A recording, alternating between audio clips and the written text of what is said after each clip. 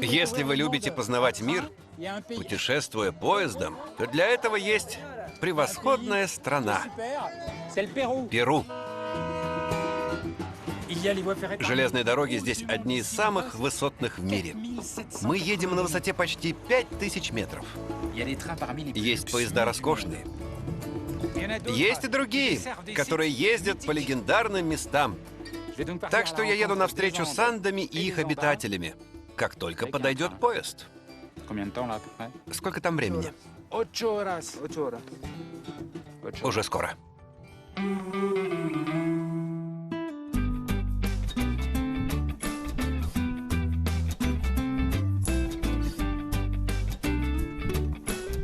Под стук колес.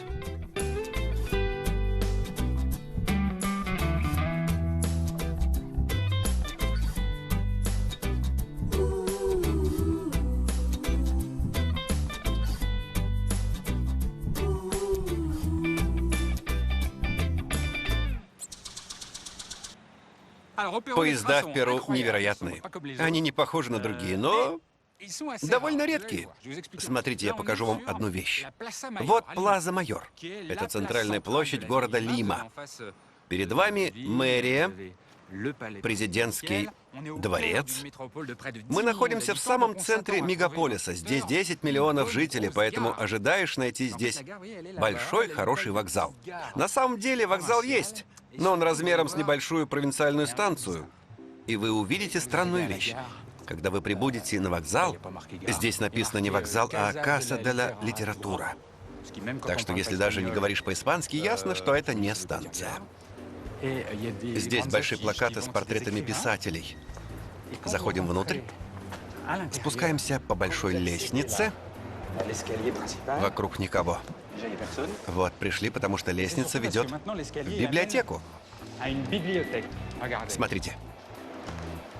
Невероятно. Лима, столица Перу. А на данный момент здесь ходит всего 2 поезда в месяц. В том числе легендарный поезд. А вот и шум легендарного поезда. Мне надо спешить. Это поезд, который едет в Анды. Великий момент. В Перу его называют поезд облаков.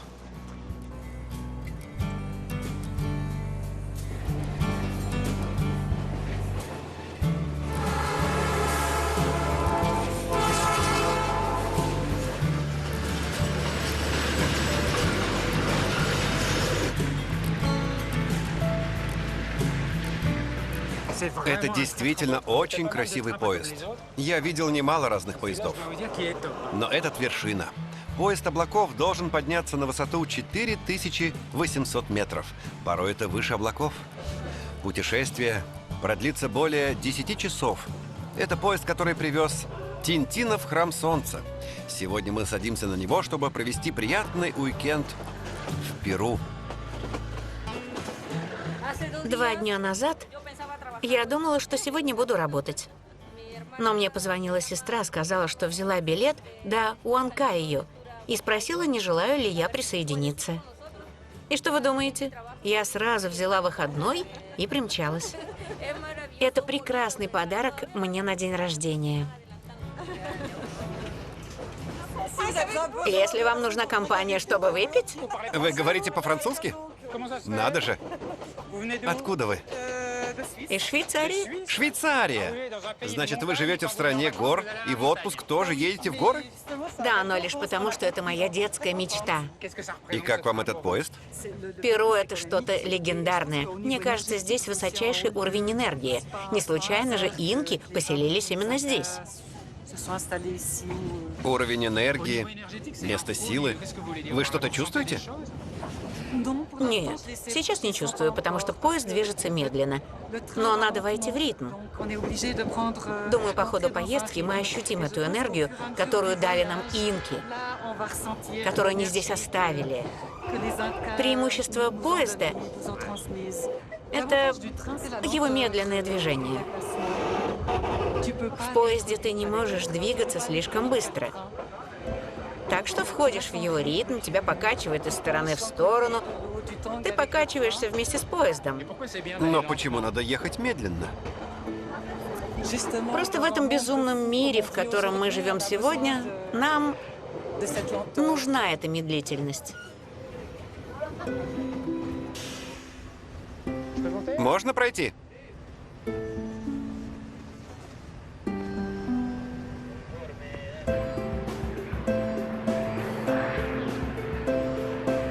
Я в передней части локомотива, в голове поезда, который идет в Анты. Как в детских мечтах. Неплохо.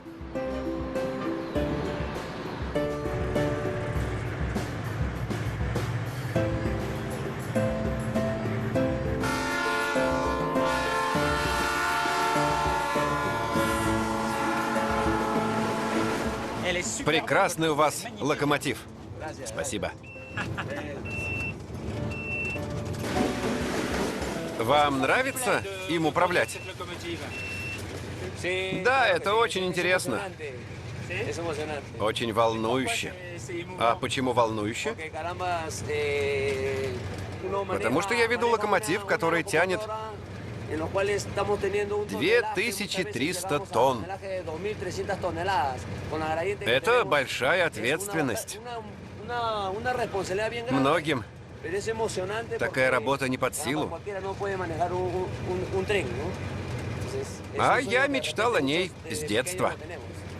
А почему вы мечтали об этом с детства? Я жил у железной дороги. Видел, как проходят поезда. Мечтал проехаться на поезде. А теперь я не только еду на поезде, но и веду его. И вы счастливы всякий раз, когда ведете поезд? Вам не надоедает? Я езжу давно, но все еще волнуюсь. Каждый раз, как в первый раз. Вот, прошу. Можно? Прямо озноб пробирает. Еще раз.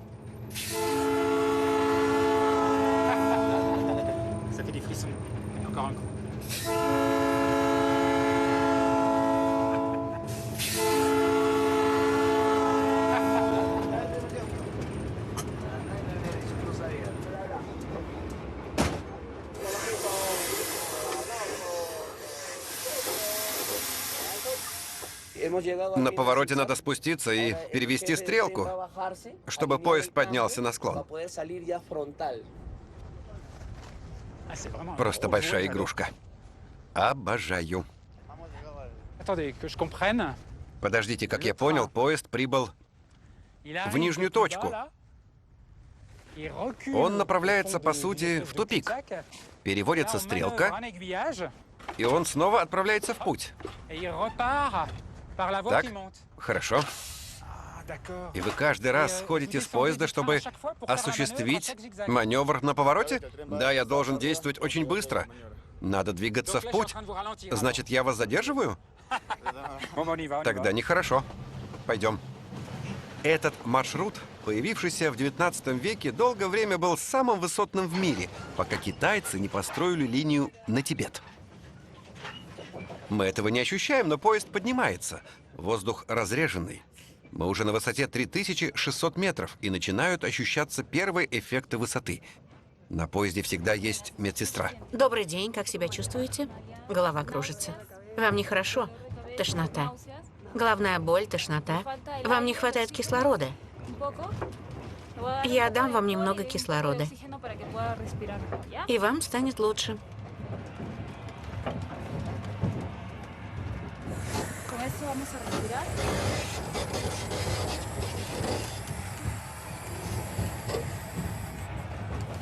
А зачем вы даете кислород?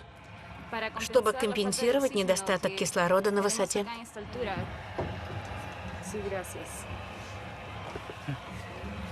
Теперь лучше? Да, намного лучше. С кислородом гораздо лучше. Скажите, а это может быть очень опасно? Да, если не спохватиться вовремя. Рядом постоянно следует машина медицинской помощи. И если у пассажира серьезная проблема, его отвозят в ближайшую больницу. Правда? Но ведь говорят, этот поезд — приключение. Вот и приключение. Вот это самая высотная станция на линии. Почти 4800 метров. Смотрите, ну разве не магия? Ну как? Хорошо, а вы? Ничего, голова кружится. Вы откуда? Из Франции. Как ваше самочувствие? Голова кружится. Как будто выпил? Пьян без алкоголя. Понятно. Меня слегка заносит. Правда, чувствуешь себя слегка навеселе. Все эффекты налицо. Хочется смеяться. Все вокруг смеются, как будто немного пьяны. После самой высокой точки поезд спускается в другой мир. Это города Уанкайо, Уанкавелика. Но в основном горы и деревни на высотах, которые кажутся мне просто невероятными. Некоторые города расположены на высоте более 3200 метров, а вершины достигают 5000 метров. Привет!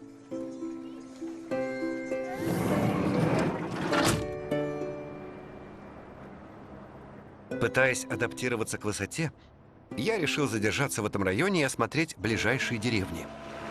Самый популярный транспорт здесь – микроавтобус. Как и поезд, это хороший способ познакомиться с людьми. У вас такая красивая шляпа. Вы надели ее сегодня по какому-то поводу или просто так? Нет, я ношу ее все время. Все время. Франциско – один из Шопкра. Это древняя община, обитающая в горах. Он очень этим гордится. Итак, мы поднимаемся еще на 500 метров. Но выбора нет.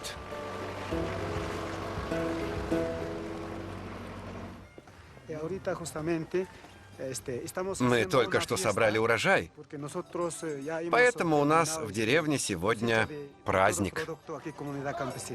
Сегодня? Да, здорово.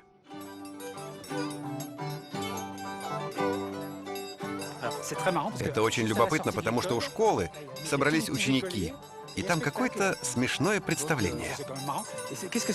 Что это за танец? Как это называется? Танец ножниц.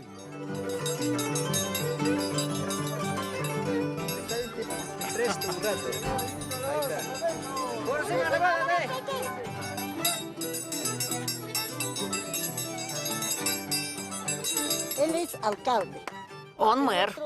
Мэр. Господин мэр. А это председатель. Очень приятно. Он агент. Муниципальный агент. Танец ножниц – объект всемирного наследия человечества. Ритм задается звуком щелкающих ножниц. А миссия танцора – удивлять публику разного рода акробатикой, пантомимой, вроде смерти кошки.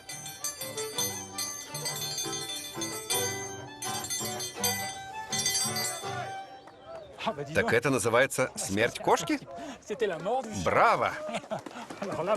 Впечатляет. Здорово.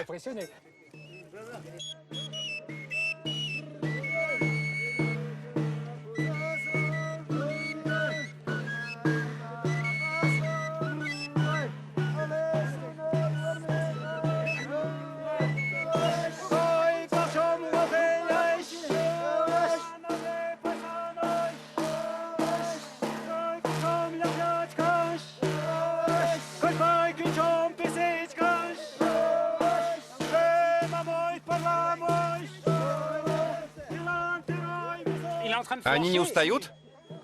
Да, дерево одерживает верх. Ищет того, кто продержится дольше. Значит, смена караула.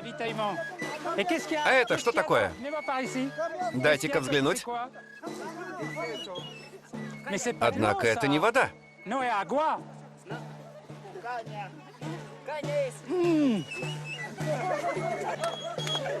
Это допинг.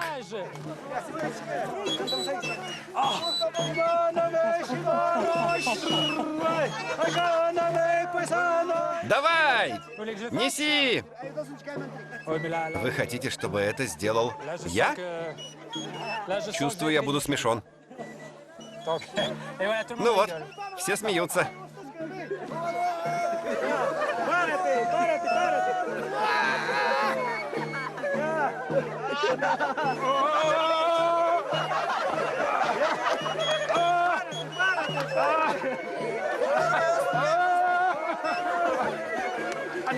Какая-то острая штука врезается мне в спину.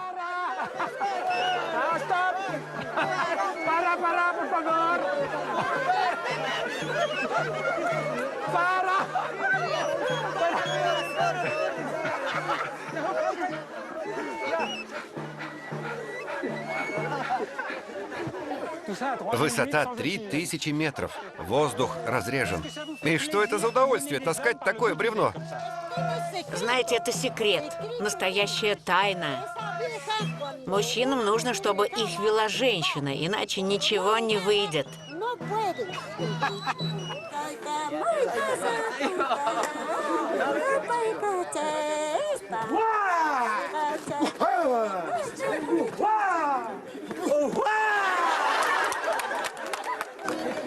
Что это? Это соревнование, в котором соперники не слишком честны. Противник может ударить невзначай, повалить тебя. А если ты на земле, то он станет победителем. Это очень древний обычай. Он идет еще от наших предков. Да, это настоящий поединок мужчины с мужчиной. Для этого соревнования отводится место за пределами деревни, в особом месте. Друг, иди сюда. Иди, вот так. Спокойно. А каковы ваши впечатления? Они очень крепкие. Настоящие мужчины. Потому что едят ячмень, куриный суп и дробленую пшеницу. Видишь, даже маленькие подходят, чтобы нести дерево. А ты не выдержал. Выдохся. Ты большой и не слишком сильный.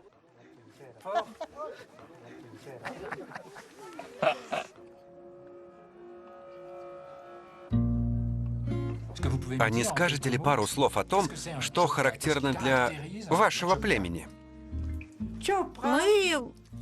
Мы от земли, мы от воды. Мы сильны. Сильны и бесстрашны. Мы никогда не сдаемся. Даже если кровь рекой, мы никогда не сдаемся. Никогда. Вы никогда не сдаетесь. А можно об этом поподробнее? В 1998-м в зоне Аякучо были террористы.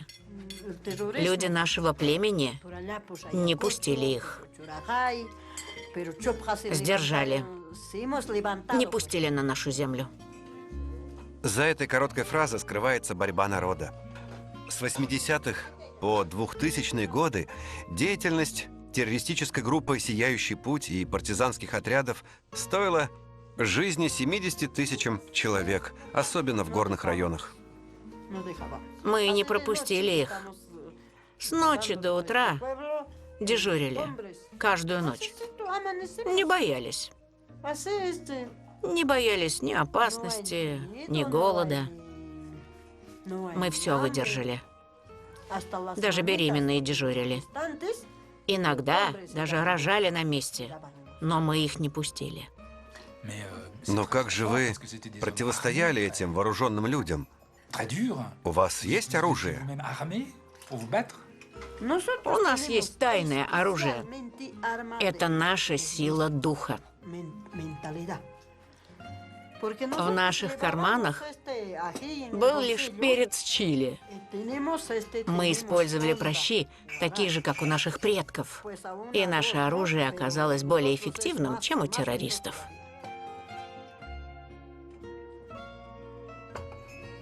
И вы победили.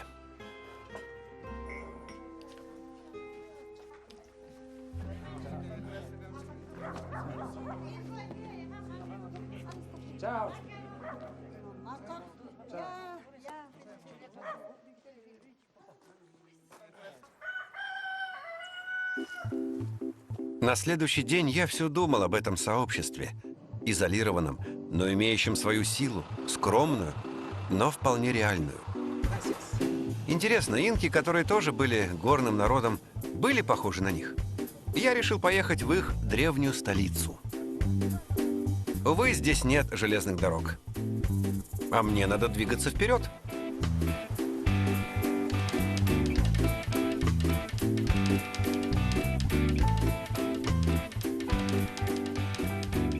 Можно мне поехать с вами на вашей лошади? Нет, она такой вес не выдержит. Как жаль. Но я сидел на диете, нет?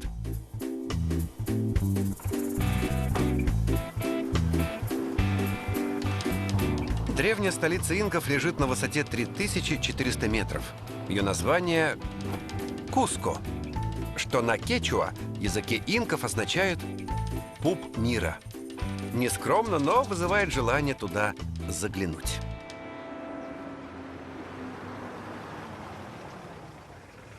Спасибо.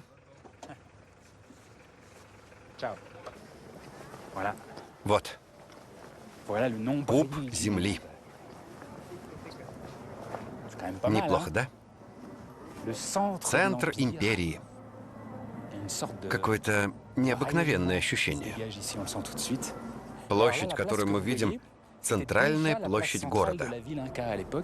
От нее идут 4 большие дороги, которые вели в 4 главных района их мира. Они тянулись на юг, к Чили и Аргентине, и на север, к Эквадору и Колумбии. Это была гигантская империя. Пуп земли сегодня больше напоминает не об инках, а об испанцах. Когда в 1533 году сюда прибыли конкистадоры, они не особо церемонились и разрушили много строений. Но если оглядеться, мы быстро поймем, что инки все еще там. Они оставили нерушимые следы. По всему городу есть стены из гигантских камней, которые поддерживают новые здания. Это основание строений древних инков. А если присмотреться, то вы увидите, что эти стены хранят тайну. Они все разные, но идеально подогнаны, с точностью до миллиметра. У меня назначена встреча с Рикардо, перуанским архитектором. Он эксперт в этой области. Это и есть головоломка инков? Да, эти стены возведены без связующего раствора, и каждый камень подогнан к соседним. Они имеют углы, которые не позволяют камням сдвигаться. Например, вот здесь мы видим небольшой угол. Это замок. Сегодня может показаться, что это прихоть, но нет. Он работает как замок, не позволяя камням сдвигаться при землетрясениях. Так это препятствие на случай землетрясения. Но тогда как же они все подогнаны по форме один к другому? Как мы видим, углы рассчитаны заранее, так, чтобы каждый следующий камень буквально ложился на установленный раньше. Каждый камень — это произведение искусства. Кроме того, Рикардо хочет показать мне руины впечатляющей крепости инков в нескольких сотнях метров отсюда, с видом на город. Смотрите, смотрите. Видите размеры этих камней? Взгляните, какие они огромные.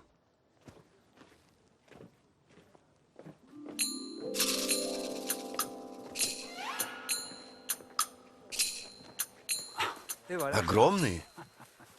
Это крепость Саксайуаман. Какие огромные камни. Сколько же тонн они весят? Тонн 80. Другие около 100 тонн. Тогда у меня возникает вопрос. Как они двигали камни? Да. Как их перемещали? Ведь инки не знали колеса? Нет, не знали. И у них не было тягловых животных, не было лошадей, чтобы тянуть. Не было. У них были только ламы. И какой вес они несли? 20 килограммов. Так как же инки без колеса и тягловых животных все это перемещали? Есть несколько теорий. Одну я сейчас упомяну. Это инопланетяне, появлявшиеся в давние времена со своей техникой. Они поднимали блоки в воздух и ставили на место. Ясно. Вы решили посмеяться надо мной? Я ведь вижу, что вы не верите в это ни секунды. Да и зачем инопланетянам этим заниматься?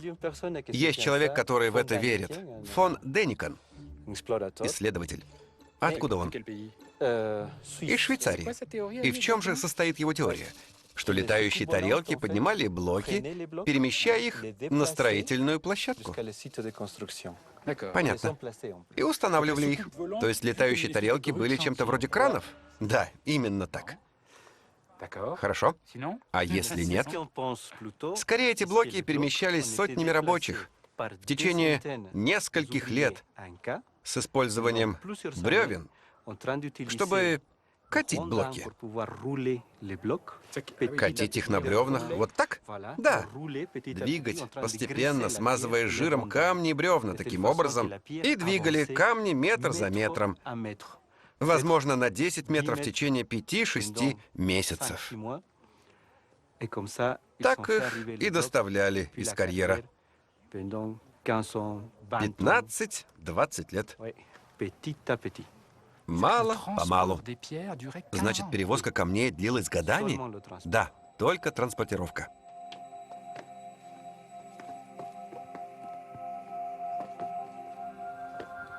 Но как их ставили на место? Каким образом? Думаю, это делали люди, наши предки. Инки. Терпение, с которым они работали, это любовь к тому, что они делали. Все это сохранилось здесь, возможно, как своего рода энергия.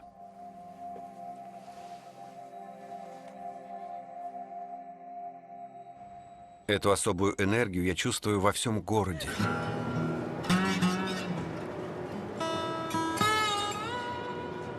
Напитавшись силой морской свинки, я приехал на вокзал в Куско. В Перу прокатиться на поезде событие исключительное. Вот это класс. Как видите, это верх роскоши. Это самый прекрасный поезд Перу. Поезд, который едет до легендарного Мачу-Пикчу. В 4-5 часах отсюда. Видите, он называется Хирам Бингхэм, в честь человека, который открыл Мачу-Пикчу. Это было в 1911 году. Спасибо.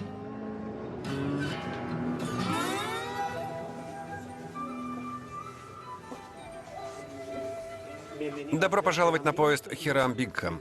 Вот ваш столик. Поезд движется в этом направлении. Вагон-ресторан сзади. Толпы не видно. А кто-то еще едет из пассажиров? Нет.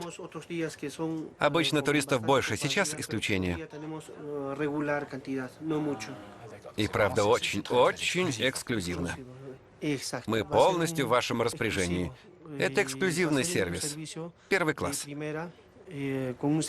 Питание для гурманов. Приятно слышать. Мне нравится такая программа. Спасибо.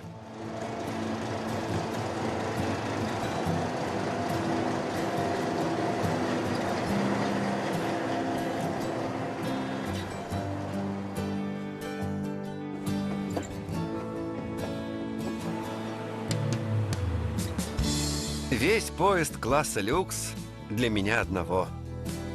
Это надо испытать хотя бы раз в жизни.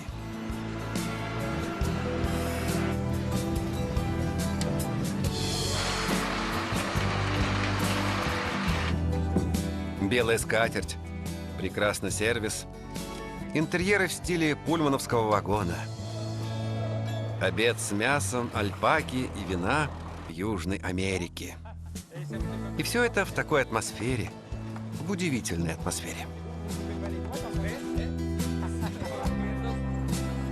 Поезд идет в Мачу-Пикчу вдоль священной долины, которая объединяет множество селений инков, таких как городок Ольянтайтамбо. Здесь очень хочется остановиться, потому что город сохранил тот же план, что и во времена инков. Все те же прямые улицы, небольшие каналы. Но что меня удивляет больше всего, так это яркость красок.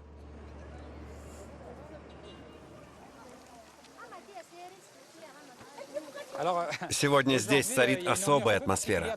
Вы видите множество людей. Это атмосфера пикника, барбекю. Ведь сегодня день выборов. И не каких-нибудь, а выборов президенты. Привет. Привет. Как дела? Филипп. Кими. Вы голосуете? Издалека пришли голосовать? Я из Велора. В 2 часах ходьбы отсюда. В 2 часах. И вы шли 2 часа, чтобы проголосовать? Да, я пришел с женой и дочкой. Остальная семья недалеко. А голосовать это обязательно? Вы обязаны приходить? Для меня, да. Я должен голосовать. Это обязательно. А если не проголосуете, что будет? Если не проголосуешь, ты должен заплатить штраф в размере 73 соля. 73 соля – это 30 евро. Значит, все вокруг голосуют. Да. Осторожно, надо крепко держаться. Зачем? Иначе можно упасть. Это опасно? Да. Немного опасно, да.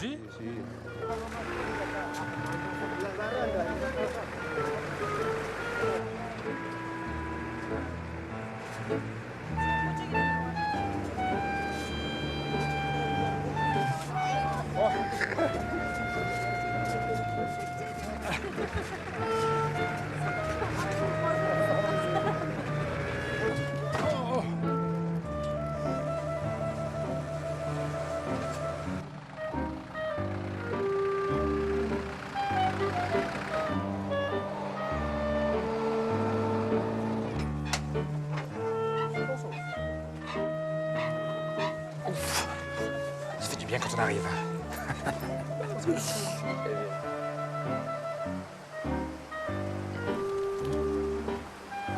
Хорошо, что все закончилось. Не знал, что после долгой дороги надо еще добрый час подниматься вверх по тропинке. Когда вас приглашают поужинать с перуанцами, всегда надевайте крепкую обувь.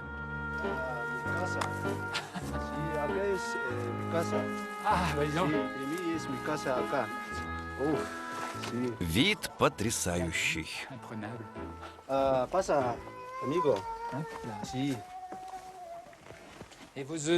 Вот яйца.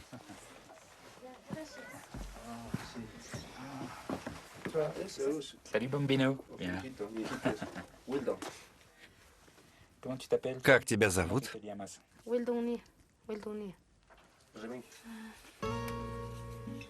Слишком мелкая, не просто очистить. Это наш картофель, такой здесь растет, натуральный. Я умею его чистить. А вы не хотите использовать удобрения, чтобы картофель рос быстрее и был крупнее?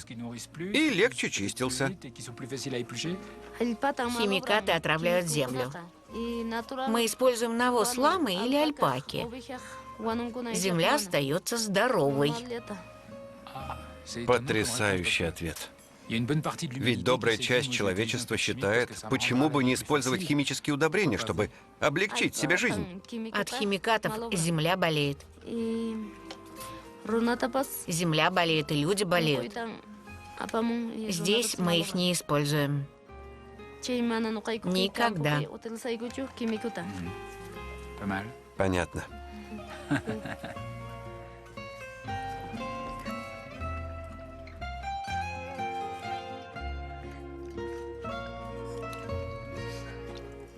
Quel bonheur. ça. Какой чудесный этот суп.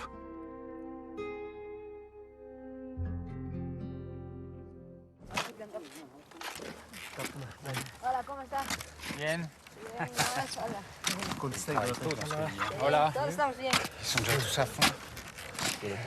Qu'est-ce que vous faites А là, что вы здесь копаете? plantez quoi là? Помогаю владельцу земельного участка.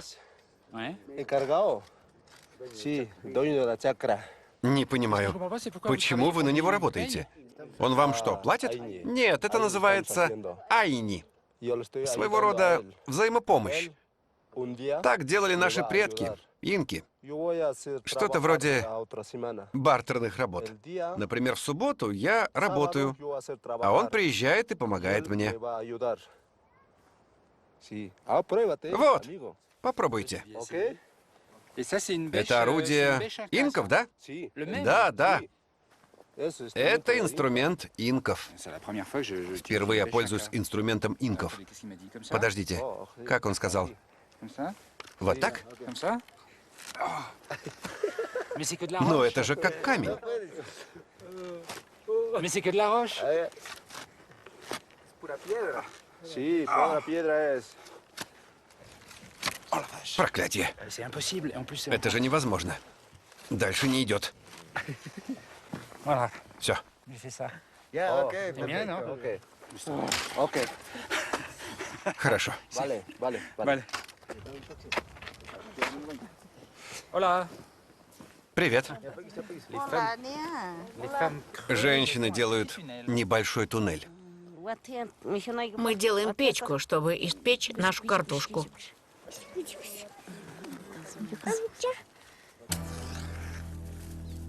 Moi, ce que j'aime Как bien, мне нравится этот дух истинного сообщества.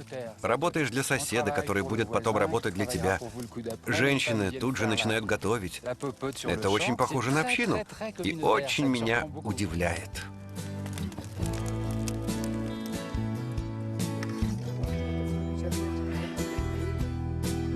Gimme. Мелкий картофель с перуанских полей с пюре из авокадо. Et l'avocat. C'est quand même pas mal. Тоже неплохо. Quoi? Tu te déplaces Вот pas sans- пюре Ouais, из l'avocat. авокадо.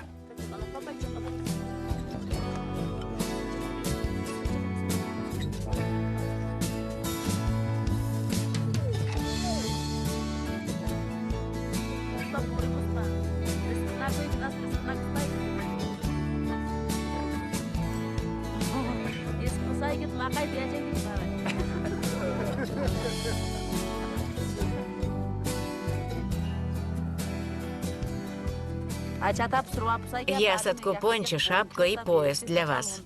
Когда вернетесь, сможете надеть их. Super gentil. Это очень мило. C'est super bien. Очень приятно. Merci. Спасибо. Благодарю.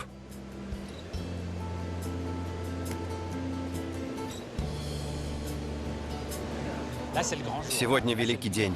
Я немного поболтался здесь, потому что не хочется сразу ехать в легендарные места. Хочется продлить удовольствие. Момент настал. Сажусь на старый добрый Мишлен, которым ехал еще в детстве в Бри-Сюр-Сен. А теперь для поездки в Мачу-Пикчу.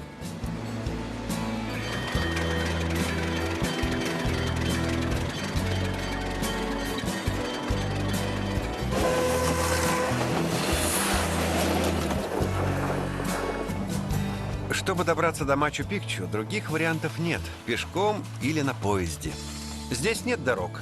Лишь одна тропа, которая вьется через горы и каждый день несет тысячи туристов. Я и представить не мог, что у Мачу-Пикчу столько поклонников. Луис ездит сюда, по крайней мере, раз в месяц. Мачу-Пикчу – его убежище, его страсть, его радость. Он любитель легенд и тайн этого места. Надеюсь, смогу увидеть его чуть позже. Олонтайтамбо, Мачу-Пикчу.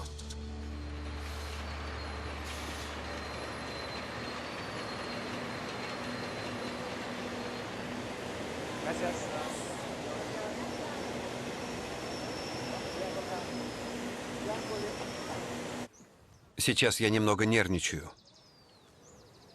Немного боюсь. Это место снилось мне, когда я был ребенком. Это был затерянный город, таинственное место. И теперь я собираюсь туда войти.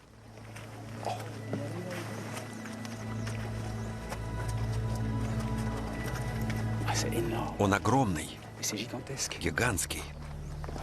Смотрите.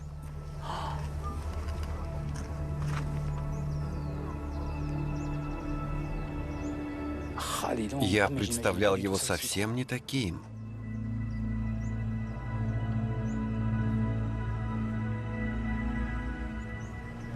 Теперь я понимаю ощущение Хирама Брингхэма, когда он обнаружил это место. Это было не так давно, в 1911 году. Он увидел своего рода крепость в горах, скрытую в джунглях. Потому что тогда все заросло лесом. Он решил, что это последний оплот инков, последнее их убежище, где они окопались, чтобы противостоять вторжению испанцев.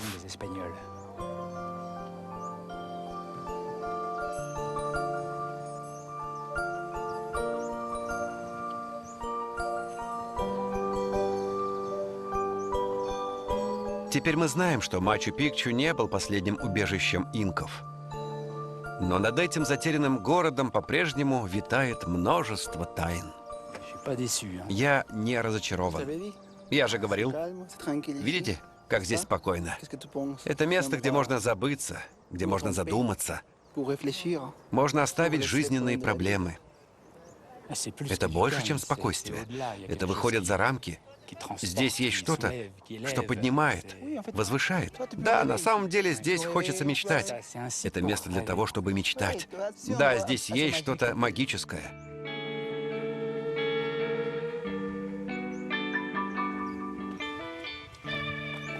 Чем же они питались? Кругом скалы. Ничего нет. Все выращивали здесь, на террасах. Выращивали кукурузу, картофель. Вот так потихоньку и наполняли желудок. Мы знаем, что инки практиковали систему перераспределения богатств между собой. Например, население работает и знает, что не будет тратить излишки. Они будут храниться в амбарах. Вот как здесь. Спустя несколько лет могут быть засухи, наводнения. Вожди инков проводили перераспределение запасов между людьми, чтобы избежать голода, избежать смерти. Социальные отношения. Да, всегда были социальные отношения. На самом деле все принадлежало всем. Не было частной собственности. Инки не знали частной собственности. Они не знали денег. Они не изобрели деньги. Нет, у них был бартер.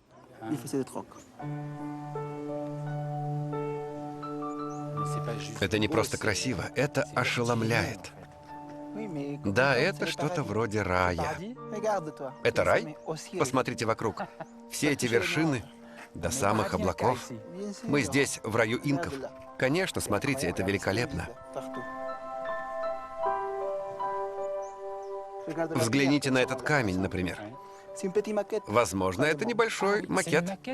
Да, это макет горы. Вон той. Да, это Уайна-Пикчу, молодая гора. А мы, вероятно, находимся вот здесь. Вот Мачу-Пикчу. И это не просто совпадение, потому что иногда даже сквозь облака видны эти очертания. Да, возможно, как вы знаете, документов инков не сохранилось.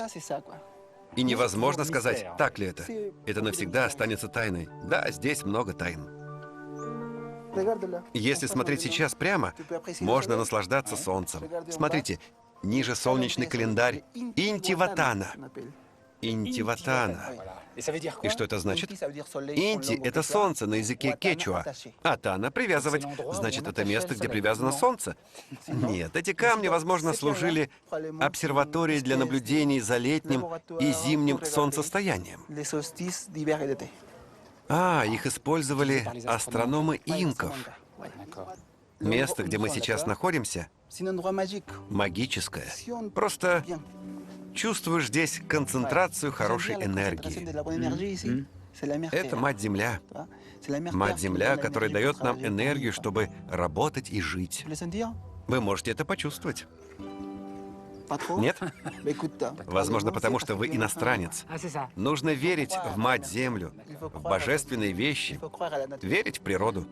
Значит, послание инков таково. Чтобы что-то происходило, нужно верить. Да, надо верить. Но надо всегда просить у Матери Земли, у природы. Всегда нужно согласие природы. Верно.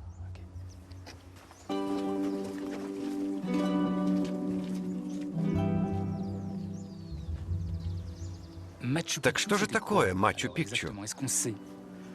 Согласно последним исследованиям, Мачу-Пикчу был священным городом. Городом жрецов. Они приходили сюда, чтобы совершать жертвоприношения. И жители всей империи стекались сюда, чтобы совершить паломничество. Своего рода Лурд. Именно так. Но это точно? Ну, все может измениться. Куда ни глянь, одни вопросы. И эта таинственность остается тайна. Я пришел с 1000 вопросов и не получил ответов. Но это к лучшему, потому что я влюбился в эту страну, в эту тайну,